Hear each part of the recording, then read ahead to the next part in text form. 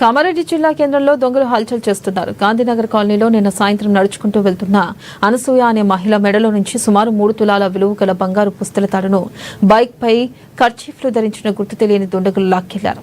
బాధితురాలు అనసూయ స్థానిక కామారెడ్డి పట్నం పోలీస్ స్టేషన్లో ఫిర్యాదు చేశారు. బాధితురాలి ఫిర్యాదు మేరకు కేసు నమోదు చేసి సీసీ ఫుటేజ్ల ఆధారంగా పోలీసులు గాలింపు చర్యలు చేపట్టారు.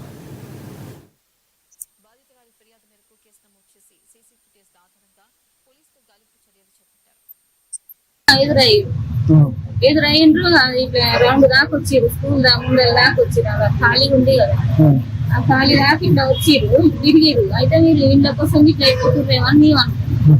మళ్ళీ మా వెనకమ్మటే నేను పిల్లగాని తీసుకొచ్చేసరికి మా వెనకమ్మటే వచ్చిర్రు. మా వెనకమ్మటే వస్తే ఇట్లా బండి ఆపుతుంటే నేను పిల్లగాని గుంజుకొని ఇట్లా వేసి జరిగిన. ఆయన బండి నుంచి దిగిండా ఇట్లా చేతులు ఇట్లా వేసి ఇట్లా ఆపుకొని ఉట్టుకునే ఉంది. 3 తులాలు బాగు, 3 తులాల పావు. ఇద్దరు తెలంగాణ ఒక బ్లూ షర్ట్. ఈ రోజు గాంధీనగర్ లో మా అమ్మగారు స్కూల్ నుండి మా బాబుని తీసుకొస్తుండగా ఇద్దరు గుర్తు తెలియని దొంగలు బయట నుంచి వచ్చి వెనక నుంచి వచ్చి మా అమ్మ మెడ నుంచి కొట్టి పుస్తల తాడు మెడ నుంచి తీసుకొని పారిపోవడం జరిగింది. ఆ బంగారం